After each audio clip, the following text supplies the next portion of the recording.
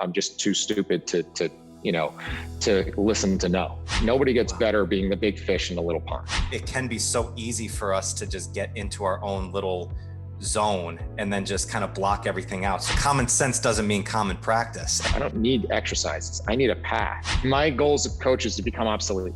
Hey, what's up, guys? Thank you for joining me and welcome to the show. It is a true blessing to be able to connect with the top minds in strength each week and share these stories, insights, and experiences on becoming stronger in every area of life. And now I want to do more for you. On June 16th in the Strength Connection Facebook group, I'm conducting the Kettlebell Mastery Seminar Part 2, how to actually get stronger in as little as 1 hour a week using only one kettlebell. In this seminar, I'm going to be discussing the training modalities and programs that I found personally and from some of the greatest coaches in the world on how to maximize your training time and learn the great skill of intuition. This has been one of the greatest experiences in training I've had and has truly changed my life and the way I train and coach. So I'm so pumped to share this with you. So there's no charge. You just need to register in the private Facebook group of the Strength Connection. In this group, I share the biggest takeaways and lessons from these amazing conversations and training and strength tips for pursuing mastery and fulfillment in your life. So this group is filled with individuals looking to take full control over their strength in their lives, and it's the perfect space to explore ideas and to share your journey with others. So just go to the Facebook groups, type in the Strength Connection, and you'll be accepted immediately. All right, once you're there, click on the registration in the group, and then you're all set. All right, thank you so much for tuning in, and I'll see you on the inside. Welcome back, everybody. Eric, dude, it's so nice to meet you. I said I've been a big fan of yours for a while, so this is really an honor to have you on. I appreciate it. Very cool. I don't hear that enough, especially in my house when people are saying I'm a big fan. So there you go. I'll boost up. I need you to talk to my wife. But yeah, no, this is awesome. I'm looking forward to it. This should be fun. Yeah, no, it's great. I said we have some good mutual friends in both Brett Jones and Mike Perry. I've got a chance to connect with both of them before, and I was so happy to get the introduction from Mike to have you on. Like I said, first off, Super Bowl champ, New York Giants. Let's go. Hopefully we'll get another one in here soon, but I'm just going to get my fanboy work out there right now. The future is definitely looking bright. It's been some dark years since I was there. I was there, unfortunately, from 2007 to 2016. Which got me to see 2 Super Bowls, which was very, very cool. Oh yeah, so it was an awesome experience. Yeah, well, and I heard about the work that you were doing because when I was first in this business, this is 15 years ago. Obviously, I was a big Giants fan, big Yankee fan. I was like, all right, who are the guys that are working with them? So I started to see who it was and started to follow it, and I saw the work that you've done with Gray and FMS, but then. I know in your career, I mean, you've worked with professional teams, you work with youth athletes, you've also gone to Navy SEALs and work. So you work with all different people of the spectrum in there. So we're going to get into a few different topics, specifically on the work that you and Mike are doing with Principles of Program Design, which I think is a phenomenal program of really the art and science together in one program, which I think is great. So we're going to dive into that. But to kick this off, Eric, if you could, go back 20 years when you first got into this business. Like I always like to hear the origin story of how coaches were inspired to get into this world. So what was it about strength and conditioning that really inspired you to make this a career? Yeah, going on year 24, which I always tell people I started when I was 5. So didn't go into this, I wasn't the kid out of high school that, my intention was I'm going to go study exercise science and I'm going to go be a trainer and a strength coach. It was the furthest thing from it. And that whole journey and all those things you mentioned, all those things were kind of happenstance that being in the right place at the right time and being prepared to handle that situation. So, it started off where I was, played all sports growing up and, liked working out. But there was kind of a couple things that kind of led me to it. One was I was dealing with some pretty significant back pain as a teenager, like way too young to be dealing with back pain, where I was sleeping on the floor for 6 months and just being, stubborn, Irish and Italian. And like my mother said, you got to go to the doctor. You can't live like your life like this. So I went to the doctor and, it was a general practitioner. I didn't know. I just went, that was the doctor, right? Quote unquote, the doctor. So I went, I waited in a waiting room for an hour and a half to go sit on the little paper thing for another 45 minutes to have a guy come in and he kind of poked my back and said, could be slip disc, could be pinched nerve, could be anything. I said, really? I waited 3 hours for you to tell me it could be anything? My mom works in a gift shop. She could tell me it could be anything. So I said, screw this. I'm going to go work out, and I'm going to just find back exercises. There was no Google at the time. There was nothing. I'm just going to find, like, where's the machine that says back? And I'm going to do that. And I did that, and I started doing that. And I just luckily landed on the right spot where it helped. It felt better. So I said, okay, so I started, kept doing that. I said, okay, this could probably have an impact. Then a gym I was working out at, a guy said, you should really be a trainer. And I was like, I don't know if I want to do that. I said, all right, fine. I'll go study. I said, if I'm going to spend this much time in the gym, I might as well learn something about it. So I said, I'll go do it. And then went on the floor and started training people. And within like a couple months, like, I'm the top producing trainer in the gym. And it wasn't because of, my devastating good looks or my background, and because I played pro sports. Like, it was the fact that I just hustled. Like, there was no hustle around me. Like, what I would actually do is I'd get to the gym at 5 a.m. We had a box in the front desk where it was like, fill this out and enter the slip to win a free personal training session. So I get there at 5, I dump it out, wait till 9 a.m., call everybody and say, Garrett, congratulations, you won a free session. And I train everybody. And all the other trainers in the gym got pissed at me. I said, I tell you what, meet me there at 5 a.m. and I'll split them with you. Nobody showed up. If you're going to stroll in at 9 o'clock with your, protein with your coffee shake in hand. yeah, and read the newspaper, too bad. And so I built up a business. And then that business got to the point where it said, this is kind of, a relatively low bar for success here. So went from there. And then I moved to a smaller private training center where I built the business even more. During that, I said, well, I'm seeing how this is run. I think I could do this. So I started, getting some other trainers that I knew and said, hey, let's build our own place. As I was there, that place that I was renting from went under. I said, all right, well, I'll just take this one over. Took it over. All those partners are with me, Mike, they all ran for the hills. And like, when a light goes on and all the roaches ran, and now I'm standing there by myself. And I said, all right, screw it. I'm too stupid to realize how tough this is. So I just opened up my own facility, and this is 2002. And then I had this grandiose vision of, what if I could have everything in one place? And that's how I came up with the name One Human Performance, where I can have everything you need to be optimal under one roof. And because I was learning a lot about kind of holistically how to take care of people. And that's kind of a different story. And then at the same time, I worked at gyms where they had a chiropractor, they had a nutritionist, they had group fitness, they had all these things, but none of those people were on the same page. Like, the group fitness people said the personal trainers are idiots. The nutritionist said, don't listen to what the group fitness people tell you. The chiropractor says, don't listen to what they, don't. And so at the end of the day, I realized, what the people in the gym thought? They thought we're all idiots, because nobody can get on the same page, right? Everybody's in it for their own, thing. So if I said, if we could have some sort of system where you could walk in, and that's kind of what my vision was. And so we built it over the next 12 years to where I had a 10,000 square foot facility with 8 trainers. We had physical therapy, we had chiropractic care, we had group fitness, we had sports performance, we had adult group fitness, we had personal training, all that kind of under one roof. So that was kind of the evolution of how that came about. And then at the same time, personally, I got really into learning about kind of holistically how to look at someone. And it was on the strength and conditioning side, doing internships with like the Poliquin's internship, Check's internship, those types of things. And at the same time, my brother, who was partnering with me early on in the personal training side of things, he was going for his DPT, his doctorate in physical therapy. So I started stealing his books and sneaking into his classes and learning about that kind of stuff. And then said, okay, well, I really like this evaluation thing between all the pieces I'm learning. And I had this kick-ass evaluation, but it wasn't streamlined enough. It wasn't scalable enough that I could then take that and apply that in my facility. So I needed something that would be a little bit more packaged, that all my staff could use. And so I at the time found out, and I'm going to really date myself here, I had a VHS tape of the Reebok movement screen, which was this redneck guy, Gray Cook, talking about how he had this quick little movement screen. I'm like, yeah, there's something kind of interesting to that. So when they had the first FMS class, it was one of the first ones in New Jersey. I brought my whole staff there. I said, let's see if this could be the answer. Got into it. I said, there's something to this. So I got Lee's phone number, and Lee tells a story. He introduced me at one of our summits, and he tells a story of like, when we first started out, he says, I got this this Italian guy from Jersey, and he keeps calling me saying, I want to get involved. And every time I turn to Gray, like, get involved in what? Like we have this screen that we teach people, and like we screen high school kids, and we do a workshop. Like, I don't know what to get this guy involved in. Like at the time there was no business.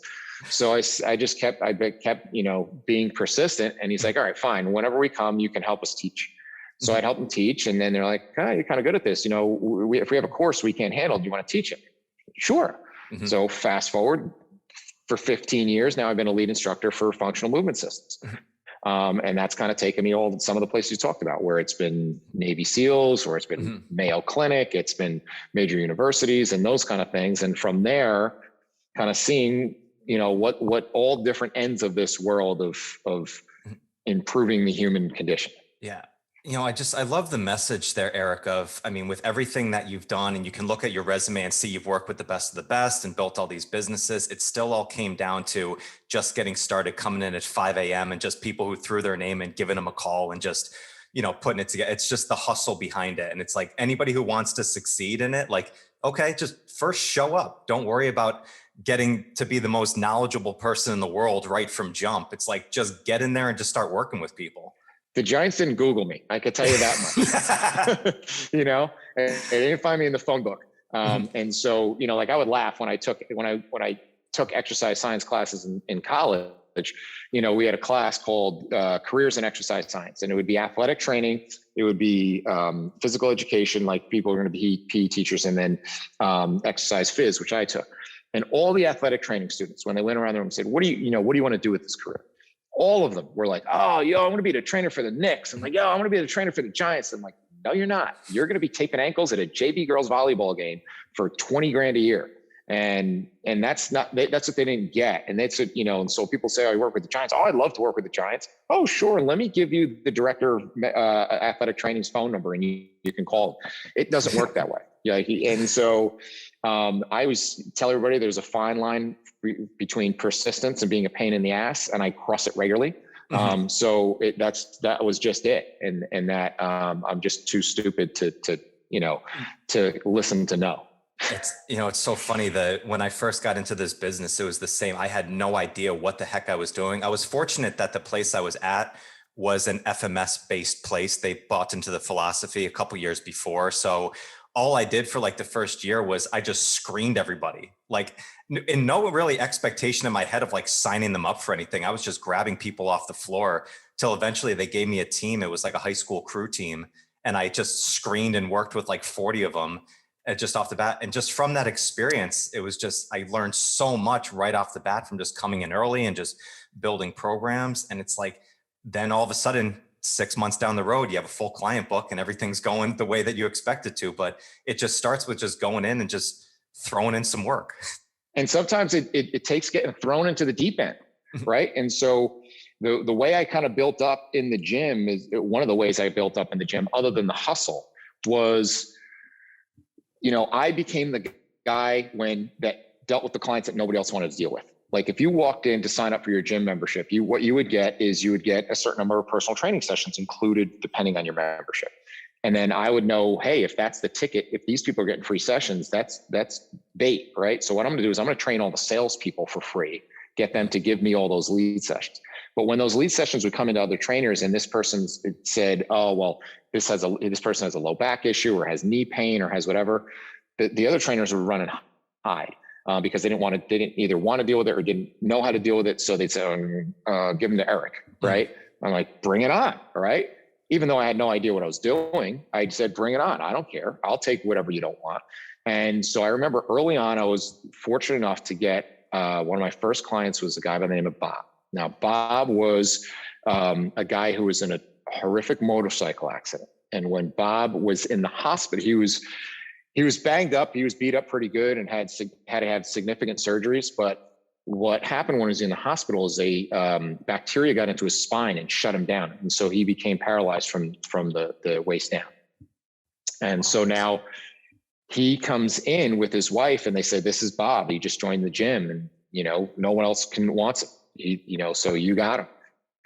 So I remember the first day it took me and his wife most of the session to get him from his chair into a hammer strength chest press machine because that had the seat belt because I was scared the guy was going to fall off. Right.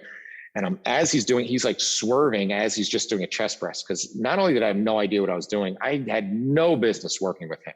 And I remember telling him point blank, I'm like, Bob, I'm going to tell you right now, I have no idea what I'm doing. Like, I'm not the guy you really need here. And he turned to me and he said, listen, insurance cut me off. He said, I either sit home and rot or I get your best, whatever that's going to be.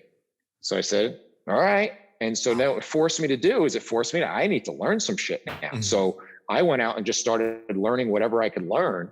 And just, he was my, my guinea pig, and he was cool with it. And that's why I was blessed to have him. And so that's where I started learning about neurodevelopmental sequences and learning about the importance of crawling and rolling. And I get him down on a mat and we do that stuff. And, I didn't know if any of this stuff worked or what it was. So I just kept trying it. And, the thing that really kind of got me and then got me really inspired to go deeper is I remember one day, and he got to the point where we can get him up in a walker a little bit, but it was a struggle. But I remember one day, his wife, and this guy was a real pisser. He was a fun guy. And his wife came in and she's like tearing up. I said, is everything all right? She's like, did he tell you what he did? And like, this guy was funny. So I go, what did you do now? What did you get in trouble with? He's like, I'm not telling.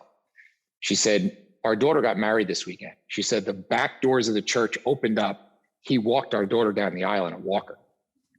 And I'm like, holy shit. I'm like, this is impactful. Like, we can make a difference here. You know what I mean? Like, this isn't chest and buys anymore. Yeah. Like, there's something deeper here.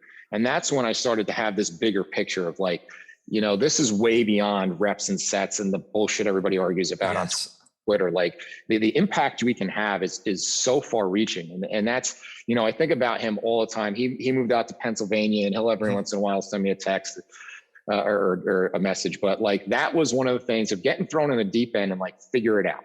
Right. And overreaching a little bit forces you to have to get better. Right. Nobody gets better being the big fish in the little pond. Yeah. Oh, stories like that. I bet you never get tired of telling that story either. It's just like those stories are just I still get incredible. Goosebumps every time I tell it. I just had it from head to toe on that. It's, it's funny, Eric. I had a similar situation early in my career. It was one of the first clients I had. I've told the story of Helen in the peanut butter jar on here a couple times, but she was on the other end of 90 when I first met her. And her goal, when you came in, you do your PAR-Q, what's your goal? And she wanted to open up the peanut butter jar. And I'm a 23-year-old, 24-year-old kid. I'm like, what are you talking about? And she used to have an English muffin and tea with peanut butter in the morning and watch the news. That's what she enjoyed doing. But her hands got so weak that she couldn't open up the jar anymore. So she wanted to build her strength. And like 3 weeks down the line of working with her, I was just writing some programs at my desk, and I hear something on my desk just plop down, and it's a peanut butter jar. And I look up and it's Helen, and she says, watch this. And she opened up the jar. And I said, the look on her face of pride and achievement was like Usain Bolt just winning the gold medal in the Olympics. She was so excited of achieving that goal of opening it up. And I thought the same, like, wow, this goes way beyond sets and reps and aesthetics of what we're doing in the gym.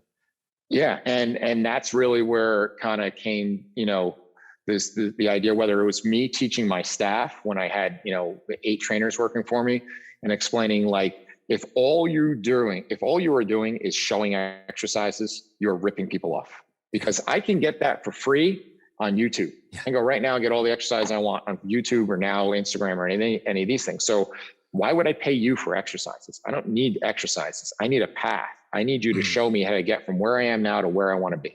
And that's the art of what a program, that's what we talk about. That's what the art of a program is. And the art of knowing that, look, doing, the Fleck and Kramer chart of, I'm going to do 2 weeks of this, of 3 sets of 10, and then I'm going to do this and this periodization model and so forth.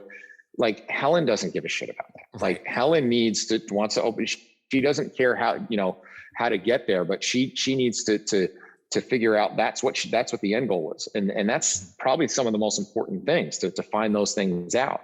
And a lot of times we forget that. Like, we're so quick that I want to show you the cool exercise, all the stuff I know, that we forget about why they're even here. Right. And so we have a section in our course we have called the key questions, and it's 21 questions. 50 Cent stole that from us, not the other way around. So, but it's 3 sets of 7 questions. The first 7 questions are the questions I ask you as a client. All right. Mhm. And the most important one, right, is right off the bat is why are you here? What is your goal? What are you looking to accomplish? Right. That's number 1. Then we have 7 questions that you would ask if a person has an injury, right? Instead of just writing down, hurt knee. Okay, tell me more about that. How did it happen? What have you had done? What have you had success with? Does it still bother you now? Like if you don't probe a little bit more, you're going to miss some big stuff. And then 7 questions we then need to ask ourselves once we gather this information, that if we don't, we're going to really blow this program. Okay. That's interesting. I love how you guys start with that "why are you here" type model. I mean, that's kind of getting into the art of it. And I guess I want to go into the principles of program design with you, deep, because as you just mentioned, like information nowadays is free. You can get all the information on periodization and progressive overload and, step cycles, all that type of stuff. But what you and Mike put together, as you really said, is like the science and the art together. Like, what was it about this program that inspired you guys that you wanted to, like, what was the goal that you guys really wanted to do in creating this program? So, the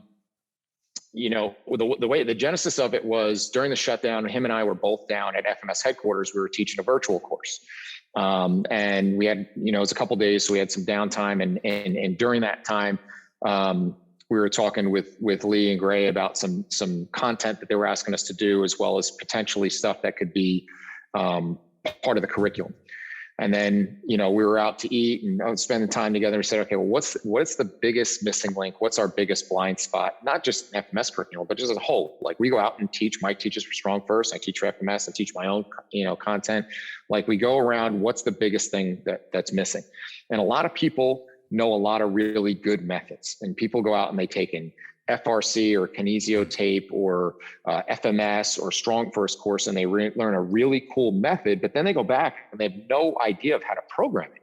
And so what would happen is one of 2 things. They would just say, well, I guess I just have to do everything that this person / guru says. So if I'm a kettlebell person, that means I just do whatever Pavel says. Right. Or if I'm a CrossFit person, I just do whatever their workout of the day is. I just do what that is. Or if I'm a FMS, I just do whatever Gray says. And now I'm going to just make everything into a corrective exercise. And it's like, no, you missed the point. This is a piece of a puzzle where all those things really can work together.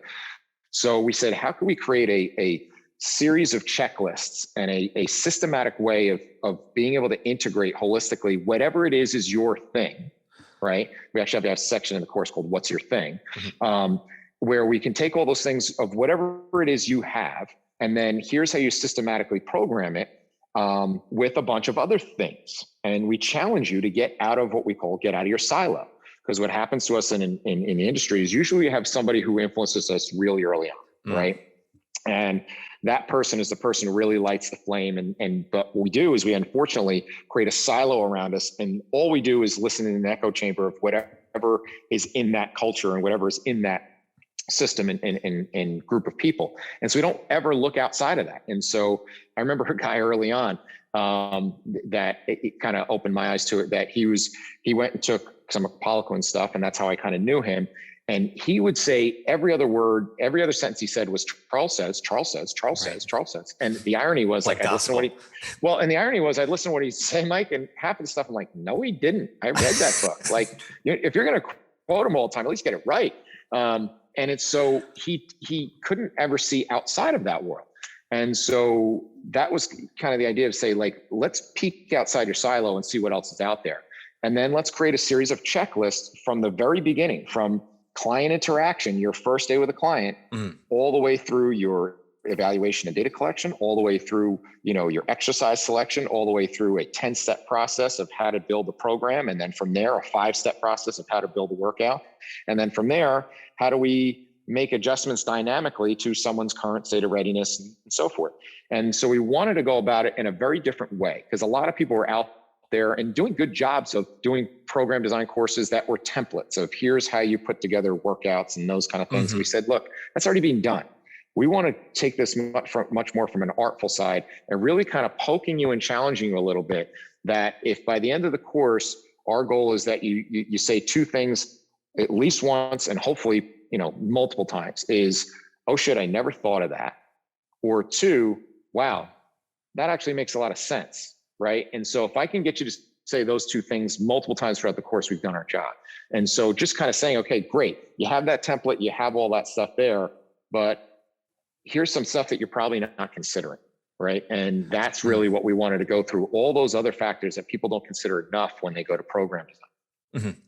It's, it's interesting that we can get so kind of into our own little dogma of what kind of worked for us at the beginning. Like, and I think it's almost, especially if you're like a young coach or you're just getting into it, like you do one modality with one person and it works really well. So you think, oh, okay, this is my thing now. Like I'm going to go into, and then all of a sudden you're like, kettlebells are the best thing in the world. And I'm just going to focus on and I love kettlebells, but it's like, the more it's like, well, it's not the only tool that you have. You need to kind of explore out, because some people might not have a kettlebell. What are you going to do then? But we kind of, it seems like it can be so easy for us to just get into our own little zone and then just kind of block everything out. So it seems like this is kind of allowing you, do your thing, but here's how you explore other avenues at the same time. So we actually have a fun thing in the course we do, and we go around the room. It's called What's Your Thing? So if you're sitting in the front row, all right, Mike, what's your thing? Someone's going to introduce you to me and say, hey, this is Michael. He's my trainer. He's a blank. He's a kettlebell guy. He's an FMS guy. He's this, whatever. Like we get slapped the label that we're FMS guys. Like we walk around with test kits and cookies, right? But so we go around the room and say, what's your thing? And then we pick one that we think is the juiciest one. That's going to stir the pot the best, right? And so let's say we have Mike in the front row and Michael's a kettlebell guy. All right, so here's what we're going to do. We're going to divide the room in half, right? Half of the room is going to go in a group and the other half of the room is going to go in another group. And we're going to give you 10 minutes to work together. And you're going to come up with a list and we're going to have a Socratic debate. But here's the thing, since you're a kettlebell person, you're going to go in team B, right? Team A is going to argue why kettlebells are the greatest thing ever, right? Mm-hmm. Team B that you're on, because you're a kettlebell guy, you have to argue why kettlebells suck and they're stupid and like, no one should ever do them. Yes. So I'm going to force you out of your comfort zone, because now you're going to hear from other people in your group that say, kettlebell's a cult. Oh, kettlebells, all you do is the same 3 exercises. Oh, well, you do. And then you could say, well, no, it's not really like that. And so by the end of that debate, and we get the whiteboard out of all our different points to say, look, it really opens up our eyes to say, wow, I didn't realize that was the case. I didn't realize that that's actually what kettlebells are, or I didn't realize that I have this blind spot because all I ever do is kettlebells, that this is what other people think when I'm the kettlebell guy, right? Mm-hmm. And so it gets us out of that security blanket to say, okay, now I'm a little bit exposed. Now I have to kind of rebuild my skin over that. Hmm. So that's kind of been an interesting way to open up the course, to kind of break down those barriers, to say, look, here's the reality. And this is, I think, a little bit, one of the biggest things I've taken away from creating this course over the last year plus is that I came to the realization, and maybe it's a maturity thing or just, too many years on the floor and under my belt, is that I really don't care what you do in your program. Mm. In terms of, I don't have a personal preference at all, right? And if there is because there's no, I want to create like a Congress of exercise, or a legion of exercise that oversees all exercise in the world, right? Whatever it is, who's that world, like the World Health Organization, World Exercise Organization, right? First thing that I don't think they're going to do is give us reparations or payout for whatever exercise we did. I don't get 10 cents every time I program a deadlift, right? So I don't care if you have deadlifts. I don't care if it's a deadlift or a kettlebell swing or a toe touch. Like, it doesn't matter to me, right? So I have no vested interest in any one modality or method. So because of that, it gives me the freedom to freely program whatever it is you need, whatever the right thing, and making methodical decisions based on going through just a checklist and an algorithm that I have in my head. And so that's kind of the one thing that, when you can take away that bias, it really is liberating to say, I don't really care what goes in your program. I really don't. Right. And so if you were to call me, I just had a post the other day, my 3 favorite answers, if you ask me any question, are I don't know is number 1 for, and then distant second and third are it depends. And then my third is maybe not. Right. Mm-hmm. And those are my 3 favorite answers. And so if you say, I have my son who's an aspiring high school football player, I want him to come train with you. What kind of stuff would you do with him? I don't know.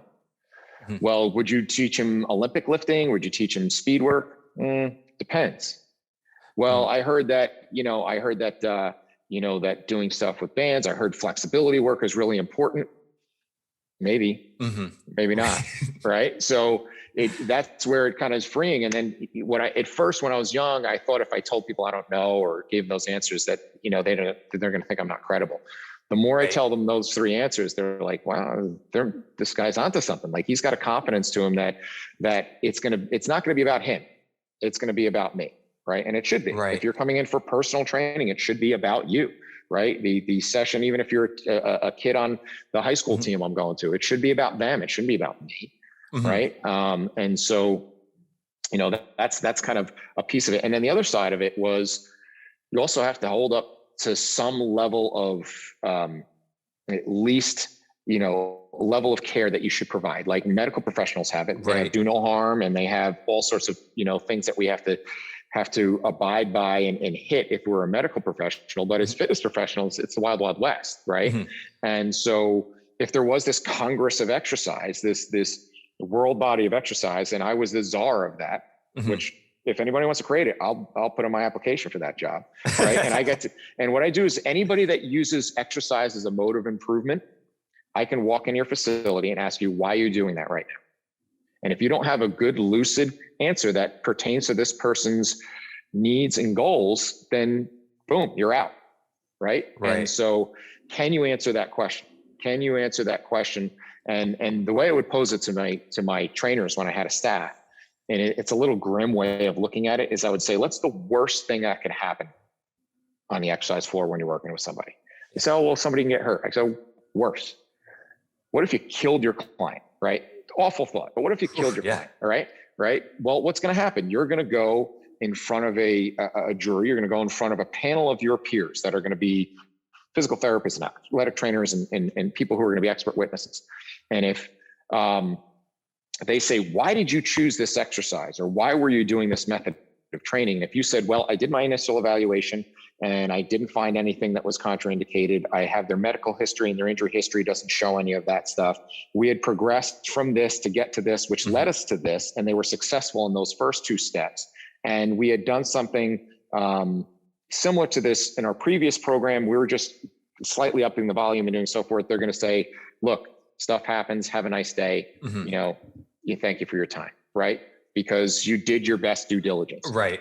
If your answer is, I saw a cool exercise on YouTube, or I saw some cartoon character with his shirt off eating organ meats in the woods doing this, guess what? You're going to jail, right? Because that's not a good enough answer. But we don't hold ourselves to those standards, and we really need to. We really should. Yeah. Well, it's crazy. It sounds like, as you described it there, Eric, like, yes, this sounds very common sense to have all this stuff, but common sense doesn't mean common practice. And there's terribly stories about people getting killed or dying, during it. I think there was a high school story that you mentioned about a coach was kind of mimicking like a Navy SEAL type thing of like holding shit over your head and like running, and a kid who doesn't have the stability to do it is holding a long over his head. It falls, hits him on the head, and he dies. And it's like, what's the explanation for that? It's like, well, trying to make him tougher. It seemed like it was a good thing to make it tougher. It's like, really? It's like, that's what you're going to explain to the parent, that child is now gone forever? Like, and it's a morbid type thing to think of, but these are serious things. People are moving, they're getting their heart rates up, they're moving their bodies. Like, a lot of bad shit can happen if you don't have these things in order. And that's what happens when you go and look. I have a section in the course called Extremes and Norms. And like, that's where you're taking an extreme. I'm going to do the Navy SEAL workout, right?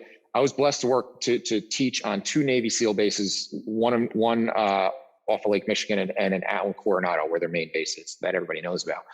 These are some of the most elite soldiers in the world. Like, I think the stats are 70 to 80% of the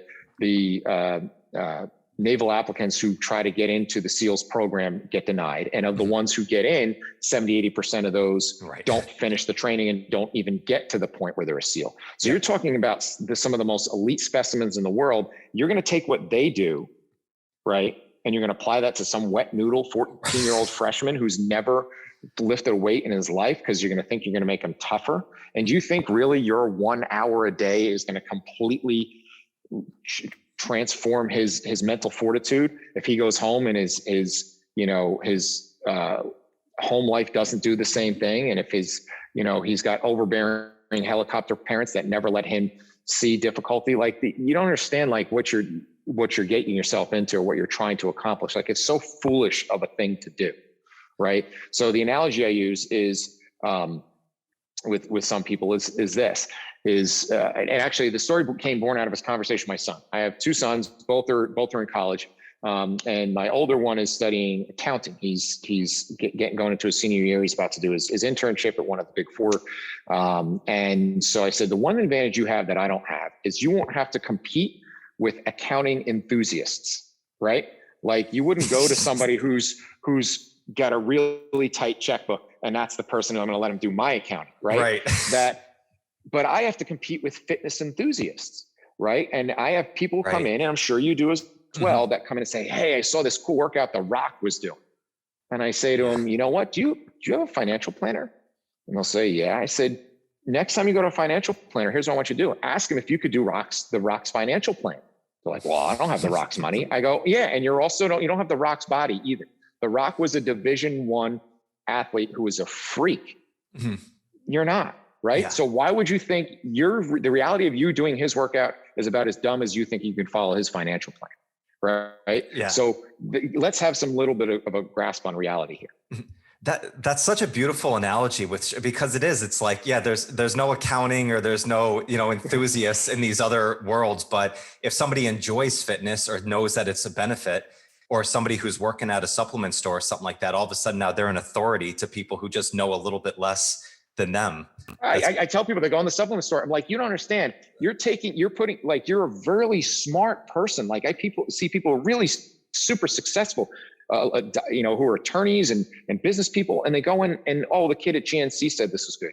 I said, you trusted your health to a kid who was either working there or the Gap. It's just that the vitamin shop called back first. Right? You got to be kidding me. You can't just trust your health to that. You got to be a little bit more, cerebral about these decisions. So, and people are taking their health advice from, like I said, cartoon characters who walk around in the woods with their shirt off, eating organ meats. That's what they think is fitness. Like, that's a cartoon character. Yeah. You know, what's funny, I don't know if you ever get this, but sometimes I think of it because I'm in this world all day. I have my own business. I'm on the podcast. I talk to people like you. So I'm surrounded by people who, for lack of a better term, understand this world of health and fitness. So sometimes in my own head, I think that since I mostly connect with people who understand this world, I think that everybody does. And then you actually get out into just the regular world and realize that most people don't understand what are the best tools for it. Yeah, there's all this information out there, but that takes energy, and that takes even an intellect to know where to start with, of what to do for yourself. So as coaches, I love what you guys did of just starting with the questions of just, why are you here? Like, what is the big important thing before you get into this exercise or half kneeling or tall kneeling or whatever you're going to do? Just actually get into the breakdown of why are you here first and start understanding that. I think that's such an important concept. And a counterpoint that I kind of let marinate in your brain a little bit is as much as you see people that you're around and you're around people that get it, is what we don't get in our field is we don't get that other 80%, because 80% of the world isn't healthy, right? And the pandemic just shone a light on that. 80% of the world is not working out, is not eating well, is very weak, is very feeble, is broken. We have a section in the course called the crossroads between fragile and broken that we're at right now. And so we don't get them. And that's why we're failing. Like, when I tell a story of, if you take a time machine go back 1,000 years, right? And you stop somebody on the street and explain to them what you do, they're going to think you're nuts. Like, okay, here's what I do. I get people to come to me, and we have this room where we get them to move. And they're like, why do I go to a room to move? I move all day. Right. Well, you got to do specific movements because people can't do things like touching their toes. Like, why can't they touch their toes? Well, they also need to get stronger. And like, well, doesn't their work make them stronger? Well, no, people they sit in chairs all day. Well, what do you mean? How do you make a living sitting in a chair all day? Well, that's all people do all day.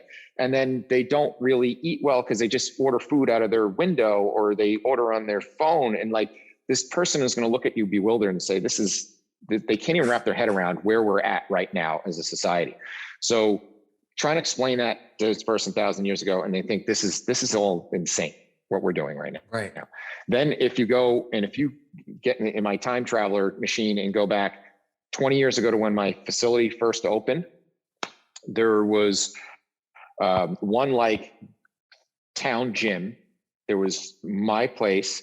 There was one, and there was one physical therapy place, and there was one therapist there that I knew their name. Right. Mm-hmm. Now, if you drive through that same town, there is probably 4 to 5 personal training studios. There's Pilates. There's a spin place. There's a bunch of different boot camps. There's probably 5 chiropractors. There's acupuncturists. There's massage therapists. There's 3 mega physical therapy clinics, and we're less fit. We're more broken than we ever have been before. So it makes me wonder: are we the ones not getting it? We're really missing it because our model sucks. It doesn't work. It's not producing much healthy for the people that we can get into our little web, and we're lucky enough to catch them. We can make a huge impact, but we're not making the global holistic impact that our industry really needs to be making. That is really an interesting point. I love the time traveler analogy that you said. It reminds me, I have a good friend named Jamie Lewis, who's a historian of strength, his work that he does for his blog Plague of Strength. And he came on and talked about like the old days in France when they just had like pulley machines around the quad where people would just be walking around with their family. They just do a couple of exercises, then just kind of get on their merry way.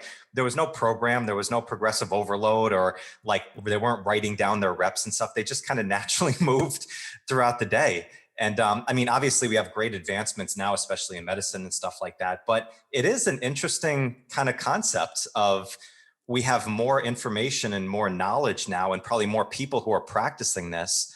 But if you look at just the overall population, we're still not hitting that percentage of people who are actually getting it more. So the message behind it is something that we kind of have to just be a little humble about, with it. And that's a really interesting point. Now, not to be the Debbie Downer of this whole thing. Yeah, so no. let's talk about some of the positive things that at least that I have seen. Mm-hmm. Is that the biggest difference is, like, if I look at, watch an old family video and I see my grandparents, right? Or I see when they were my age now, it was a very different expectation, right? Their expectation was, well, when things hurt, they're supposed to hurt. And when I'm unhealthy, I just go to the doctor and take whatever pill they gave me. And, my window of activity gets smaller and smaller and smaller. And it's just the acceptance of getting old.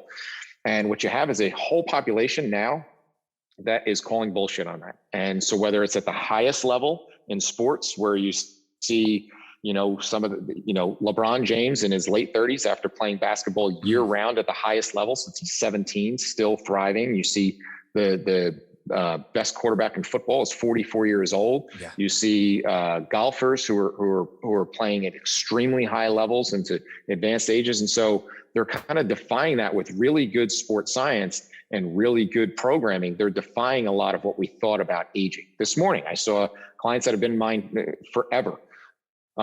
It's a couple. The woman is in her early 60s. She has a double black belt in Taekwondo, still plays tennis a couple times a week. Her husband is 65. He tells me all the time how he plays tennis and beats guys 20, 30 years younger than him. Mm-hmm. He said we had a really hot day last weekend. He's like, I played some guy. He said skill wise, he was a little quicker than me, but he said after two or three matches, I wore him down and he had to quit. And that's so crazy. He's 20 years younger than me at least. So having that acceptance of, no, I still can do a lot of things. And, I know even at my age, I just turned 50. Like I have no intention on having a day where I'm going to say, it's all right. I'm going to be feeble from now on. Yeah. And so that mindset is probably the most positive thing that we've gotten out of what we're doing right now is why shouldn't somebody who's 50, 60, 70 years old be able to do those things. Yeah, it's interesting. One of my longest standing clients is almost 80 now and still doing kettlebell complexes 3-4 days a week, doubles, single. She did our tactical strength challenge when we were at the studio and stuff. And everybody looks at it like it's this outlier type thing. And she's just like, well, I just want to feel good. I want to move good. She kind of doesn't understand, like, am I an anomaly? It's like, well, it's like, there's a lot more, especially in that population, I think, that are really adopting the strength training mentality. But even on youth, I mean, I know you work with a lot of youth training too, and people kind of have their own thoughts around the youth nowadays. But are you seeing, like, are kids more understanding and they're more appreciative of getting into kind of the process of strength and conditioning? Or, like, are they coming in with an open mindset, the ones that you've worked with? Somewhat. It's the youth sports and high school sports world is I'll be honest, it's not in a great place. Mm-hmm. And it's because of too much competition and too much of that driven by money. And so because of that, it's a multi-billion dollar industry. I know some people in our world, like Lee Taft, is doing a real good job trying to get the message out that this needs to change. But it's because of that, there's not enough long-term. There's two big things. There's not enough long-term athletic development, right? Where you would say, here's what I would do with you at 12 so you can do these things at 20. I'm going to try to do what the 20-year-olds do with 12-year-olds, and that doesn't work. I have, where there's kids that, play more baseball games at 12 years old than major leaguers do.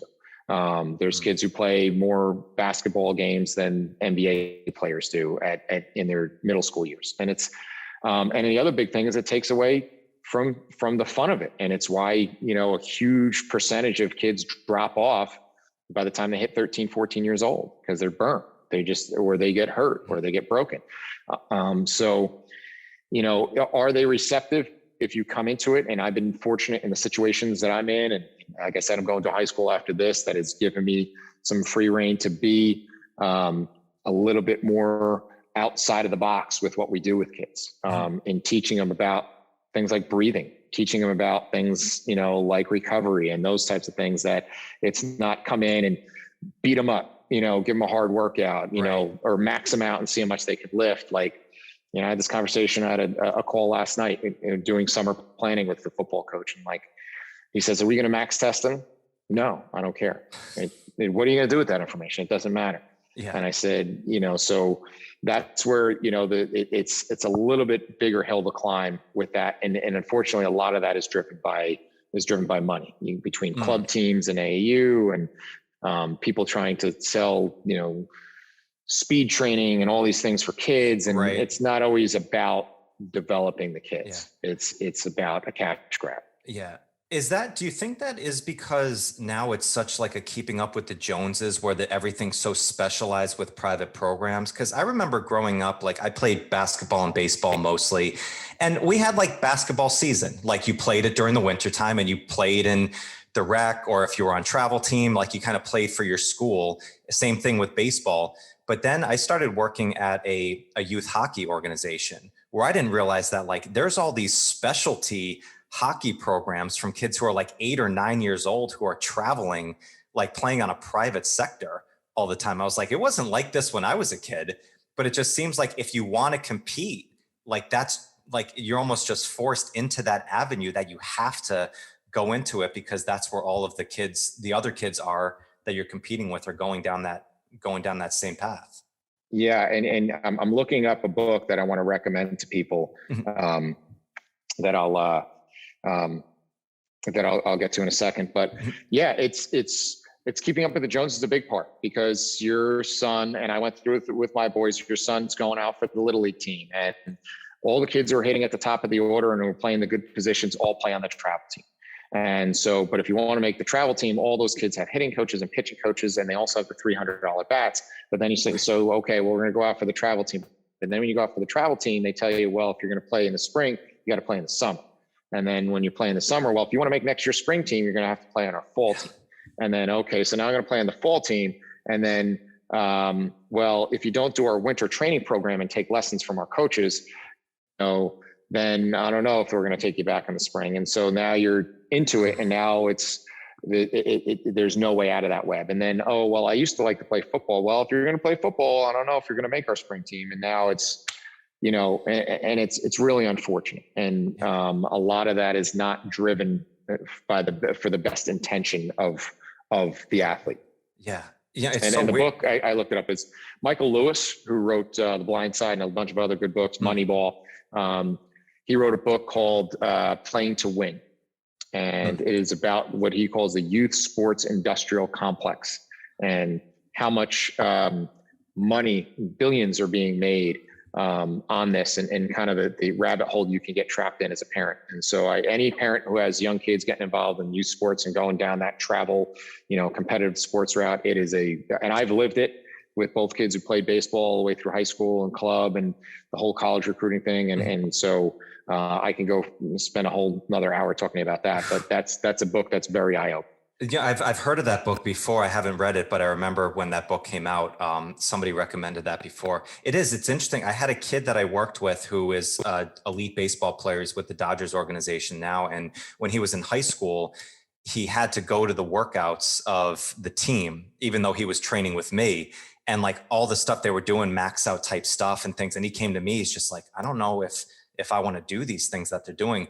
But you're kind of forced to, because if you're not at those practices, then the coach doesn't see you there, and then he doesn't think that you're part of the team. So it's like, you have to go there. So we kind of almost tried to devise a plan for him to kind of do what that they wanted him to do, but do it in like a minimum basis for strength, and then go do his other functional work that he was working on. But it is like, I think a lot of times we think that kids don't like have the capacity or the thought process to do this, but it's like they're just kind of going along for the ride, just kind of thinking like they have to go to these practices or they have to get in front of these coaches if this is the path that they want to go and they want to get to the next level. Yeah, and that's why a big part of when I take on someone like that in a coaching role on a one-on-one basis is the greatest gift I tell them that I can give you is awareness. And I have, so if you've ever seen Gray Cook's performance pyramid, where he has movement on the bottom and then performance just above that, and then skill on top, I've taken that pyramid and blown it out and added layers to it, and then created all subcomponents within those layers. So my pyramid has health, then movement, then performance, then recovery, then mental, then skill. And then within each layer, we break those down into, within health, there's all the different, there's cardiovascular health, there's musculoskeletal health, there's all those different aspects of that. Within movement, we have squat, lunge, bend, twist, push, pull.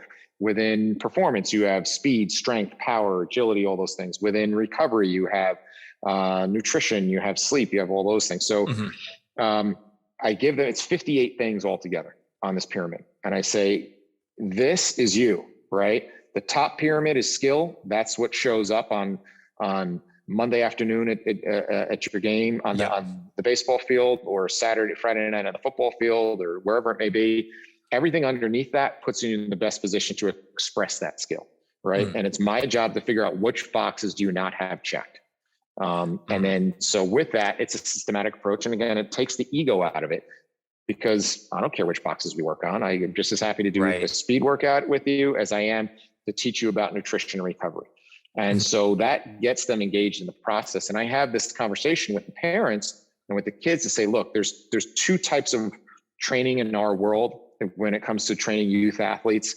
It is where one is, I'm going to sign up for a 20 pack, or I'm going to sign up for the Monday, Wednesday, Friday class. And I'm going to go in, and there's going to be a bunch of athletes, and there's going to be somebody in front who knows a little bit more than those athletes, and I'm going to give them a bunch of drills and a workout.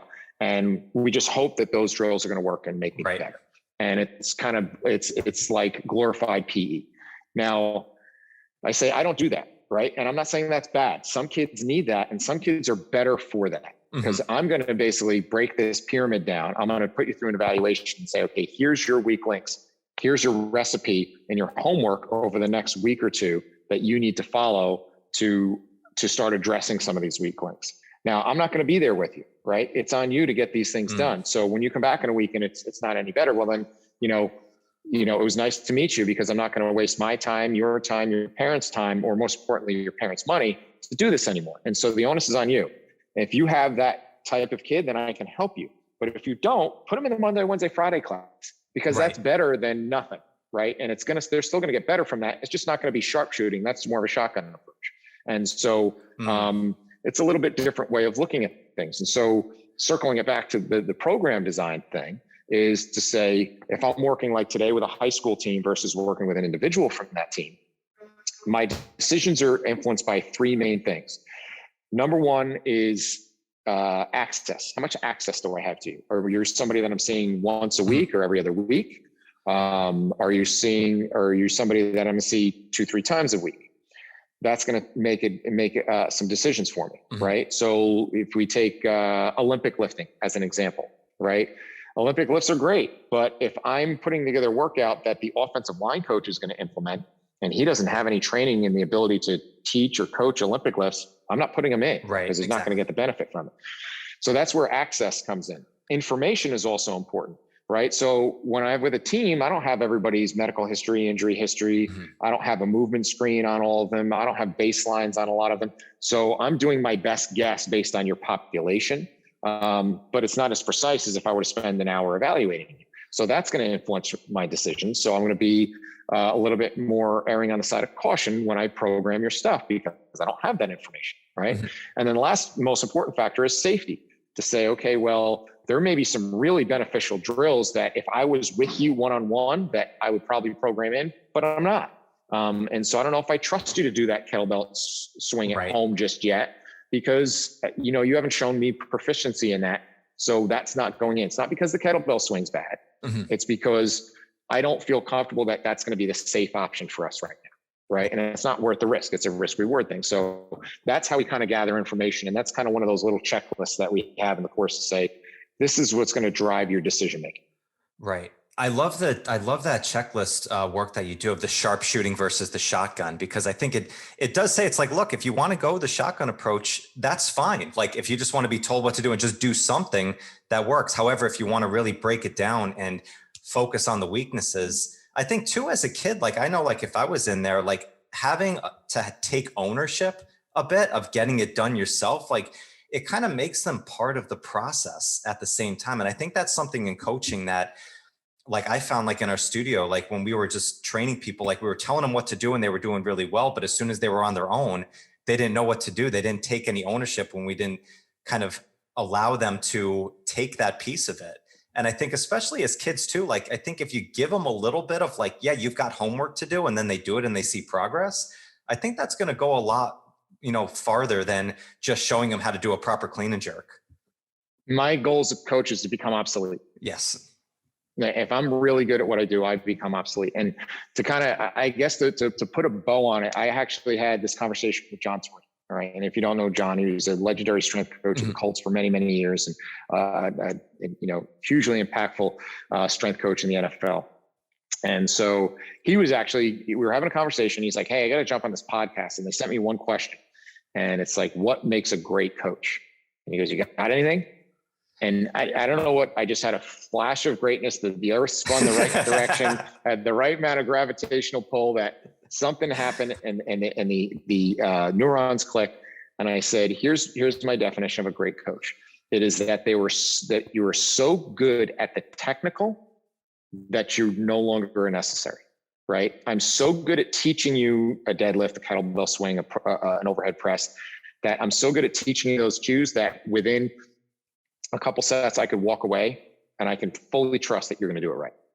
Yes. But I'm also so good at the tactical of when you program that press, how many reps of that press you're going to do, how many sets, what you're going to do that press with, what you're going to do prior to that, what you're going to do after that. I'm so good at the tactical that you need me, right? Because that's really where I'm important. And the analogy I use is Bill Belichick. Bill Belichick could probably not show up to practice and it'll run as sharp as could be, because he doesn't need to teach the linemen their steps. He doesn't teach the receivers or routes, because he's so militant on the technical that he's not a necessary part where he has to step in every rep and every set and cue and overcoach, right? But he's so brilliant at the tactical that's what separates him from a lot of other coaches, that it's not his system, right? He's not the run and shoot or the spread offense or the wing tee. He's not anything. And it's one of the reasons why it's so frustrating. You play fantasy football to play any of his players, because you'll have a running back that'll run for 200 yards one week and he won't even play the next week. Right. Because he adapts his tactical approach to the opponent, to the situation, to the environment. And so if he's playing a different defense, he's going to use what's going to work against that defense. And it's really no different from what we do as strength coaches, as trainers, as clinicians, is to say, I have to look at these specifics of this situation and say, what's going to be the best method to do this? And what's going to be my best approach in putting those methods systematically? And so I'm going to get the result. And it's not, I'm a kettlebell guy, I'm just going to jam kettlebells down everybody's throat. Right. And so that's really what makes a great clinician, a great coach.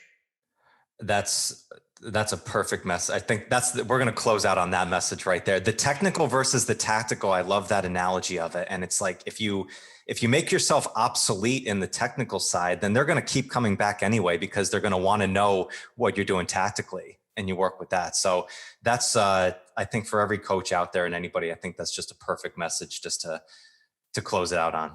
Thanks, Eric. George Stanza, got to end on a high note. You got it. You have to just drop it. Just mic drop on that. No, Eric, this has been great. This time has absolutely flown by with you. Like I said, I love the work that you're doing, you and Mike, with the PPD program. I think this is great. Any coach that's out there, I recommend go check this out. If people want to know more about this program, what's the best place that we can direct them? So 2 places to find me as far as the program is, it's principlesofprogramdesign.com. And then on there, we have both an online version, which is about a 2-hour truncated version of the course. And then we also offer a live version of that, which is an 8-hour, really interactive, fun course that we do, where we take 2 hours and really dive deep and get you involved and challenge you and poke you a little bit for 8 hours. We just did one in Cherry Hill, New Jersey, outside of Philadelphia. And we just confirmed just before I got on this, that our next live course, this is really cool, is going to be at Perform Better headquarters in Providence, Rhode Island. Oh, nice. Okay. It's going to be September 24th. So that's going to be the next live one. And then we also put up a free preview course for the online course. So it's I took the 2 hours and trimmed it down to some of the highlights of that. And it's about 20 minutes. You can go on and get for free. Just check that out. There's a free preview course of that. So that's the Principles of Program Design thing. And then we also do, social media stuff every day. You can check us out on social media. We have posts every day. We're doing Instagram live every single week. We have a bunch of archives of those you can check out on different topics. And we're actually getting ready to do the Principles of Performance podcast, which will be out hopefully at sometime in June. Awesome. And then for me personally, I have a website, ericdagati.com, just my name, ERICDAGATI.com. If you have questions, go on there on the homepage. Since I do a lot of public speaking, I have something called Ask Eric. Just put a question, put it in there, it goes to my email, and I'll get right back to you with it. Well, not right back to you, but I will. Perfect. That's awesome. That's great. In September, I'm going to try and get there to September and check this out. I would love to have you. Awesome. Be our guest. That would be awesome. Absolutely. Great. Eric, thank you so much for the time. This time flew by. We're going to have to do this again because there's way more questions that I need to get in and working with you here. But this has been awesome. Happy to do it. Appreciate it. Thanks for the opportunity. Awesome. Listeners, thank you so much. Go learn from these guys. You won't regret it. It's absolutely awesome. I'll catch you on the next one. Thank you so much for joining me today. I hope you found some great value here. And if you like this episode, please drop a comment and leave us a 5-star rating and review. It does more to build the show than you can imagine. And do not forget to check out and join the Strength Connection Facebook group. In this group, I share the biggest takeaways and lessons from these amazing conversations, as well as training and strength tips for pursuing mastery and fulfillment in life. This group is filled with individuals looking to take full control over their strength, and it's the perfect space to explore new ideas and to share your journey. And you'll also get exclusive access to these Strength Connection Mastery seminars. It's a deep dive into the physical, mental, and spiritual training that you can begin using immediately. So do not wait, go now. Seriously, go. All right, much love to you. Thank you so much, and I'll catch you on the next one.